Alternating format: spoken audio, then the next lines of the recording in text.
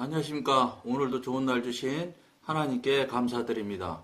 오늘은 영적 생활에 따르는 위험들 11번째 시간입니다. 이 성경 말씀의 문맥에서 사도 바울이 자기가 전파하는 복음은 하나님께서 직접 계시하신 것이지 다른 사도들로부터 배운 것이 아님을 강조하는 것을 볼 수 있습니다. 이것은 굉장한 의의를 지니는 말입니다. 그러니까 성경 말씀을 쭉 읽어보시면 이미 이 방송 보시는 분들이면 저보다도 성경 더 훨씬 더 많이 아시고 그러신 분들일 겁니다. 왜냐하면 저는 솔직히 이 방송하면서도 누차 여러분들 앞에 고백하고 말씀도 드리지만 제가 이 방송할 정도의 실력이 없습니다. 이거 제가 진짜 개신교 통합측 교회 다니다가 이제 장로 돼서 그냥 조그맣게 그냥 개척교회 지금 지금 4번째 교회 이렇게 관계를 하고는 있지만 어려운 교회로만 지금 다녔지만 어쨌든지 그런 은혜 주셔서 그러고는 있지만 제가 여러분들 앞에 쓸 만큼 대단한 무슨 지식이 있다든지 이런 거 하나도 없는 겁니다. 없습니다. 그러니까 여기 이 방송에서는 지식적으로 여러분들한테 이게 나눠주고 이렇게 하는 건 거의 없을 것이고, 그저 조금 여러분들한테 도움이 될 수 있다, 한다면, 그저 그냥 먼저, 성령님으로부터 영성훈련을 먼저 경험한 거, 체험한 거, 그것 조금 있으면 있을까. 여러분 앞에 사실은 이게 제가 설 수 있는 그런 역량이 없는 사람입니다. 근데, 성령님께서 그냥 강권적으로 할 수 없이 하게 하셔서 이게 진짜 하면서도 그냥 중간에 뺀질뺀질해서 며칠도 빼먹기도 하고 이렇게 그냥 제가 참 이러고 있습니다. 이게 잘 못하는 거지요. 정말로 우리 하나님께서 주신 은혜로 능력으로 이게 쫙쫙 가야 되는데 잘 못하는 것 같아서 죄송하기도 하고 그렇습니다. 근데 그럼에도 불구하고 하나님께서 자꾸 은혜 주셔서 이게 여러분들과 교통하고 나누는 시간을 지금 계속해서 갖고 있습니다. 이제 여기도 보면은 이 사도 바울이 이분이 나중에 이제 사도가 됐잖아요. 처음에는 다메섹으로 전부 다 그냥 사도들 잡아 죽이려고 잡으러 갔던 사람이었는데 다메섹 성문 앞에서 그렇게 하나님의 빛을 보고 정말로 회심해서 꼬꾸라졌지요. 하나님 앞에 권능 앞에 전능하심 앞에 꼬꾸라져서 하루아침에 이게 지금 이분이 사도 역할을 감당하게 되는데, 그러다 보니까 오늘 이 말씀을 읽어보면은 이제 예수님 때 시대의 12사도는 직접 예수님이 고르시고 예수님이 직접 예수님과 같이 동행하면서 3년을 같이 동역했던 사람들이잖아요. 그 사람들이 외부적으로 나타나는 권위라는 건 이건 굉장한 권위지요. 근데 이 사도 바울은 그렇게 하지 않은 사도가 되니까, 그러니까 이분이 편지에 보면은 하나님으로부터 임명받은 사도 이런 표현을 그 첫머리에다가 그런 표현을 많이 써놨어요.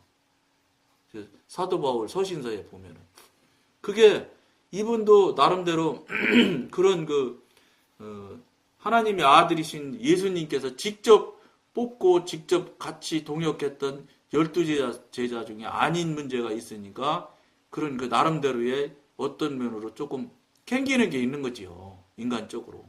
제가 보기에는 그렇게 봤어요. 물론 이건 성령님께 여쭤본 건 아닙니다. 그렇기 때문에 사도의 부르심으로 받은 나 바울은 이런 식으로 표현을 하는 경우들이 많다고요. 그러니까 그 당시 그럼에도 불구하고 사도 바울이 베드로하고 같이 전도 여행도 하고 또 그보다 또 베드로가 또 더 참 대단하다고 저는 보는 이유 중에 하나가 그 당시로서는 베드로의 이 권위와 사도 바울의 이 권위는 베드로가 훨씬 더 대단했을 것입니다. 왜냐하면 수제자니까요. 그리고 하나님의 아들이신 예수님하고 3년을 같이 동역했던 분 아니에요? 그런데도 막 성경적으로 이 고린도 교회 때문에 막 다툼이 있었을 때 사도 바울이 막 주장하는데 베드로를 막 책망해도 그 베드로가 그 책망을 다 받아준다는 거예요.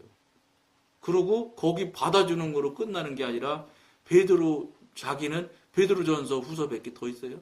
근데 사도 바울은 그 신약성서의 거의 3분의 1을 쓰는 저자가 되는 것에도 베드로가 전혀 이해하지 않는다는 거예요. 돕기도 하고 같이 많이 힘을 실어줬다는 성경학자들 말씀하시는 걸 들은 적이 있어요. 그게 물론 사도 바울이 대단한 분이죠. 가말리엘의 그런 대단한 문화생이기도 하고 참 이 지식적으로 실력적으로 굉장한 분이죠. 그거를 아무렇지도 않게 그 권위자일 수도 있는 베드로가 인정해준다? 저는 사도 바울이 훌륭한 거를 인정하지만 그걸 다 품어주고 안아줄 수 있는 거 인정해주고 시인해주고 동의해주는 베드로가 어떤 면에서는 더 훌륭하다고 생각하는 부분이 있다고 저는 인정하는 사람 중에 하나예요. 그러니까 그럼에도 불구하고 이 사도 바울은 어쨌든 어떤 성경학자는 그런 얘기 하더라고요. 베드로는 국내용이고 전도 국내 유대인들 상대로 전도하는 그런 용도고 사도 바울은 어차피 외국어도 그렇게 잘하고 했기 때문에 그건 외국 선교용으로 하나님이 쓰신 거 아니냐 이렇게 말씀하시는 목사님도 설교도 말씀도 강의도 들은 적이 있습니다. 물론 그것도 맞을 것 같아요. 용도가 다른 거지요. 외국 선교용과 국내 전도용 이렇게 쓰시는 것도 있겠지요. 물론 하나님의 그 크신 뜻을 우리가 어떻게 감히 헤아릴 수나 있겠나요? 그러나 되어진 환경으로 결과적으로 봤을 때 그렇게 용도를 쓰신 게 아니겠는가 이렇게 생각을 해볼 수 있지요. 그런데 오늘 말씀을 이렇게 읽어보면서 보면 사도 바울은 사람한테 의지하지 않았다는 거예요. 그러니까 이제 이분이 그런 베드로와도 언쟁을 했을 때 막 베드로를 책망할 정도로 자신만만한 거지요. 그러니까 다시 말하면 체험하신 사도 바울이 체험 신앙이 이렇게 힘이 센 거예요. 체험한 신앙은 끝까지 하나님 붙들고 가는 데까지 끝까지 갈 수 있다고 저는 봐요. 체험이 없으니까 중간에 막 허튼 짓 하고 넘어지고 딴 길로 가지. 체험을 예를 들어서 우리가 지금 말씀하는 것처럼 수시로 체험을 하는 관계라면 다른 데 쳐다볼 새가 없어요. 왜 그러냐면 제가 한번 경험한 얘기를 여러분과 나눈다면 제가 중등부 교사를 한 적이 있었다고 전에 이제 앞에 방송에 말했는데 1년 딱 한 번 한 적이 있어요. 그 중학교 3학년짜리를 이제 맡겨줘서 그때 4명인가를 맡겨줘서 맡았는데 그 맡아서 이제 교사라고 해서 갔더니 이제 앞에 이제 선배 교사들이 설명하더라고요. 중등부 애들은 절대로 6개월 넘어가기 전에는 문자 보내도 답도 안 한대요. 그리고 주일날 만나도 인사도 안 하고 다 그렇다는 거예요. 아, 그러냐고. 근데 나는 속으로 생각할 때 이 말이 안 된다. 이거 선생님인데 선생님을 그렇게 대한단 말이야? 이렇게 생각을 했어요, 저는. 그러고는 이제 어떻게 하겠어요. 교사니까 교사로 임명은 됐고 그것도 안 할라 했는데 주변에서 막 하도 교사 해야 된다고 그래가지고 그 교사 왜 해야 되냐고 물었더니 그 장로님 한 분이 그렇게 권해서 왜 해야 되냐고 물었더니 장로 뽑을 때 선거할 때 교사 한 경험이 있느냐 없느냐에 따라서 표를 많이 받고 못 받고 한대요. 그러면서 막 어거지로 그냥 교사를 그분이 교육위원장 하면서 그냥 갖다 집어넣어버려서 그래서 할 수 없이 교사가 됐어요. 제가 사실은. 그래도 어떻게 해요? 영성훈련하고 성령님과 교통하니까 물었지 이름만 딱 명단만 주더라고요. 누구 무슨 민혁이 이러면서 명단을 줘서 놓고 기도했지 하나님 어떡할까. 그러니까 다 가르쳐 주더라고요. 네 사람에 대한 상태를. 그래가지고 1월달 첫 시간에 넷을 만나서 하나씩 성령님께서 가르쳐 준 걸 다 얘기해 줬어요. 그랬더니요, 이 아이들이 지금까지 걔네들은 전부 다 물어보니까 저기에요, 뭐라고 그래야죠. 뱃속에서부터 신앙이 하는 거예요. 그러니까 무슨 신앙이라 하지? 그 신앙인 거예요. 그냥 완전히 뱃속에서부터 신앙생활을 한 애들이에요. 그러니까 중학교 3학년이지만 신앙생활 연조를 계산하면 10몇 년씩 다 한 애들이더라고. 그런데 그 많은 시간 동안 교육기관을 거쳐오면서 저처럼 그런 말을 첫 번째 만났는데 저 첫 마디가 그런 성령님 얘기를 해주는 교사를 처음 봤죠. 그러니까 그 애들이 중3밖에 안 됐지만 이제 막 올라온 중3이지만 심각하게 못 듣더라고요. 이 아이들이. 그러면서 이제 이렇게 저렇게 계속 했어요. 그러니까 당연히 그 아이들이 이 경험이라고는 한 번도 못 해본 아이들인데 나름대로 경험을 자꾸 하는 거예요. 그러면서 어떻게 이제 경험을 그 아이들이랑 하게 되냐면 중3이니까 너희들 고등학교 갈 텐데 어디 학교 가려고들 하냐? 그렇게 물었더니 네 다 실업계로 가겠다고 하더라고요. 그래서 실업계를 가면 그럼 좋은 학교 가야지.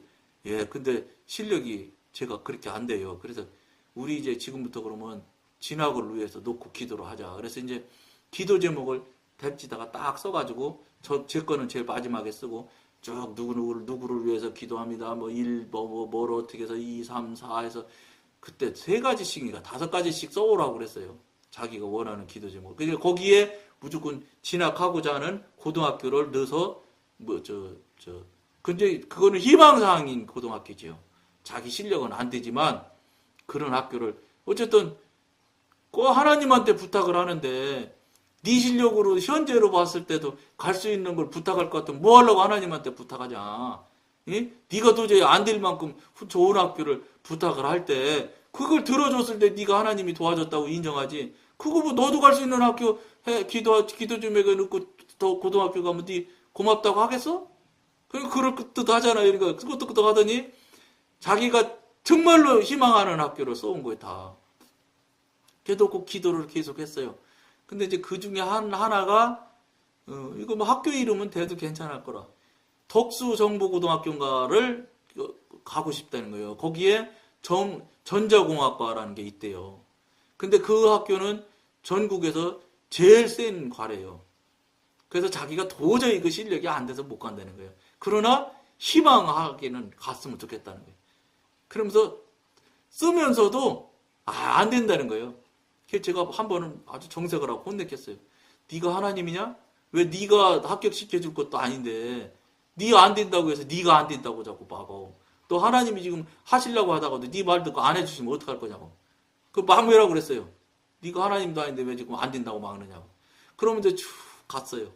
10월 달이 됐는데 다른 아이들은 어쨌든지 뭐 그냥 뭐 조금 좀 이렇게 자기 실력보다 좀 우위에 있지만 뭐 원서 쓰는데 안 써준다는 얘기를 한 아이가 하나도 없었는데 그 덕수정보고등학교 거기 쓰는 애는 교사가 안 써준다는 거예요. 이건 너무 니한테는 형편이 안 되는 학교이기 때문에 안 된다는 거예요. 그런 얘기를 해서 제가 그날 주일날 얘기했어요. 내일 월요일날 가서 그 선생님한테 그 선생님 앞에 딱 도착해서 나한테 전화를 해라. 그러면 내가 그 선생님이랑 통화를 해서 얘기를 해서 써달라고 할 테니까. 그러니까 걔가 알았습니다. 이러고서 이제 그 다음날 이제 간 거예요. 학교로 갔겠지요. 근데 전화가 안 왔어요. 근데 월요일날 가니까 알았어. 대신 떨어져도 할 말 웃기다 이러고 써주더래요. 써서 냈어요. 냈냐 그러니까 그 다음 주일날 봤는데 냈다 이런 거예요. 근데 안 된다는 거예요. 또 그래서 뭐라고 했어요.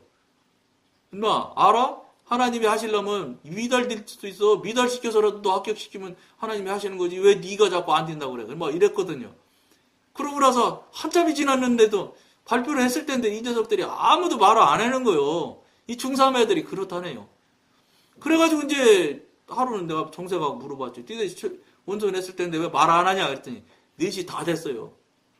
전원 합격한 거예요. 근데 덕수정보고등학교에는 특별히 얘기를 하는 거예요. 간증이지요. 간단하지만 선생님 정말 처음 봤어요. 이 학교에 제가 된다는 게 정말로 기적 같은 일이 나타났다. 그래 어떻게 해서 됐냐? 그랬더니 2명 미달이 됐대요.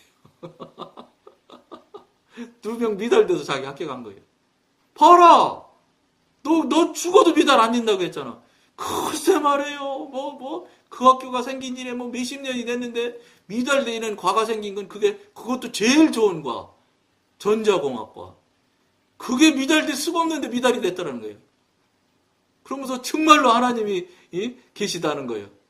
그러면서 그 아이들이 신앙생활을 중3 되면 교육부서에서 치킨 사주고 햄버거 사주고 해가면서 오라고 해야 교회 나와요. 그렇지 않으면 안 나와요. 근데 저는 첫 마디가 그랬어요. 난 너희들한테 과자 사탕 절대 안 사준다. 왜 내가 사주냐? 니네가 나 사줘야지. 내가 너희들로서 기도하고 그러는데 니네가 나를 사줘야지. 선생님이 너희들을 왜 사줘? 선생님은 그런 거 절대 안 사는 거 없다. 알았지? 그리고 문자 절대 안 보내줘. 토요일날만 금요일만 되면 다 문자 보낸대. 교사들은 주일날 꼭 나오라고 해가면서 꼬시고 달게내라고. 저는 문자 절대 안 보낸다 그랬어요. 문자 니네가 나한테 보내. 선생님 한 주일 동안 안녕하셨어요 하고 보내면 내가 더 그 보낸 사람 기도 더 할 거야. 그러니까 정말로 6개월 3개월인가 됐는데 문자 왔어요. 선생님 한 주일 동안 안녕하세요. 저 누구누구예요. 이렇게 문자가 왔더라고요. 그리고 완납이도 하고 말았어요. 근데 교사회의를 할 때 이거는 그 변동이 있던지 이런 걸 있으면 얘기하라고 그래요. 자꾸. 그래갖고 변동사항에 그게 있어서 난 석 달인가 됐는데 누구누구한테서 문자가 왔더라고. 한 주일 동안 안녕하셨냐고 이렇게 왔다. 놀라는 거예요. 6개월 돼도 문자를 보내도 대답도 안 한대 다. 근데 선생님은 정말 희한하다는 거예요. 그러니까 무슨 말이냐면 제가 그 어린아이들일지라도요. 자기들한테 유익이 생기니까 신앙생활을 정말로 더 열심을 돼서 하더라는 거예요. 그게 무슨 소리냐. 이 방송을 보시는 여러분들도 신앙생활 수십 년을 했는데 하나님으로부터 유익을 한 번도 구하지 못하신 거야. 체험이 경험이 없는 거예요. 이거는 무슨 소리냐. 잘못됐다는 거예요. 여러분들 말씀드리는 게 그 얘기요. 이 방송에서 하는 이야기가 그거요. 그거. 여러분 체험하셔야 된다고. 체험 안 하면 죽은 신앙이고 죽은 신앙이면 지옥 간다. 이거예요. 그러니까 여러분 그러면 체험을 어떻게 해야 되냐. 체험하셔야 된다는 거예요. 그리고 체험할 때 나타나는 현상들을 여러분과 같이 나누는 거예요. 그래서 여러분들도 속히 체험하는 신앙이 되어야 된다는 거예요. 체험하면 여러분 하나님 앞에 무릎 꿇고 기도하게 돼 있고 하나님 더 사랑하게 돼 있어. 왜냐? 자기한테 유익이 생기니까. 실제 눈에 보이는 게 유익이 생겨나거든. 이러면 훨씬 더 열심히 되게 돼 있어요. 이건 육신을 입은 우리라서 할 수 없어요. 이건 무조건 그렇게 되게 돼 있다. 그러니까 체험하셔야 돼. 그걸 여러분들과 같이 하자는 거예요. 이 방송하면서. 우리가 전하는 복음은 사람들에게서 들은 것이어서도 안 되며 책에서 읽은 것이어서도 안 되며 사색이나 명상을 통하여 생각해낸 것이어서도 안 됩니다. 제가 여러분하고 이야기하고 이거 나누는 거 있잖아요. 전부 이것도 경험하고 체험한 얘기지 성경책에 나오는 거 거의 없어요. 그러니까 성령님으로부터 분별받은 것, 성령님이 깨닫게 해서 깨우쳐져서 알게 해준 것, 이런 것들을 여러분들과 나누니까 성경에 없는 얘기를 하는 경우가 많이 있을 거예요. 저는 그래요. 성경 읽어서 아는 것보다 성령님한테 물어서 알고 배우는 거, 분별하는 거 배우는 게 훨씬 더 저는 유익하다고 생각을 해요. 그것보다 더 기가 막힌 정답이 어디 있어요? 하나님께서 직접 가르쳐 주시는데. 복음은 하나님께서 우리에게 전해주신 것이 아니면 아무런 영적 효력이 없는 것입니다. 여기 보세요. 이게 당연한 거 아니에요? 오늘날 어린 그리스도인들은 선생님들의 견해를 환영하며 영적으로 성숙한 그리스도인들은 다음 세대에게 정통적인 신앙을 전해주기를 바랍니다. 그러나 무엇이 영적인 가치를 산출해내는지 누가 아는가? 만일 우리가 믿고 가르치는 내용이 계시에서 나온 것이 아니라면 그것은 아무런 가치도 없는 것입니다. 그러니까 뭔가 움직이고 실제가 되고 이런 게 해야 돼요. 그런 게 없으면 이건 신앙이 아니죠. 그리고 하나님이 아니신 거요. 살아 역사하시는 하나님이 왜 아무것도 못 하시겠어요. 우리는 다른 사람들의 이성으로부터 어떤 훌륭한 사상을 얻을 수도 있습니다. 그러나 우리의 영은 메마르고 공허한 채로 남아 있습니다. 경험하고 체험하지 못하면 이렇게 되는 거예요. 아주 바짝 건조하고 정말 건조하고 그냥 맛도 없고 느낌도 없고 불쌍한 거죠, 사실은. 그러나 우리의 영은 메마르고 공허한 채로 남아 있게 됩니다. 물론 우리는 새로운 복음을 기대해서도 안 되며 하나님의 종이 가르치는 것을 업신여겨서도 안 됩니다. 그렇죠. 하나님의 종이 가르쳐주는 것 업신여겨서 안 되죠. 성경에서 예언을 멸시치 말라고 분명히 가르치고 있기 때문입니다. 데살로니가 전서 5장 20절에 그런 말씀이 있답니다. 다만 우리는 계시의 절대적인 필요성을 강조하는 것뿐입니다. 여러분들이 이 방송을 보시는 분들이 그럴듯한 말이다. 맞다. 근데 저걸 내가 못하니 어떡하지? 이렇게 생각하실 수 있는데 이 방송을 처음부터 다시 쭉 보시고서 꼭 여러분들도 경험하고 체험하는 신앙이 될 수 있도록 죽은 하나님에서 말 못하시는 하나님에서 살아 역사하시고 움직이시고 실제하시는 하나님이신 분을 속히 모셔드리기를 여러분들에게 권해드리면서 오늘은 여기까지만 하겠습니다. 감사합니다.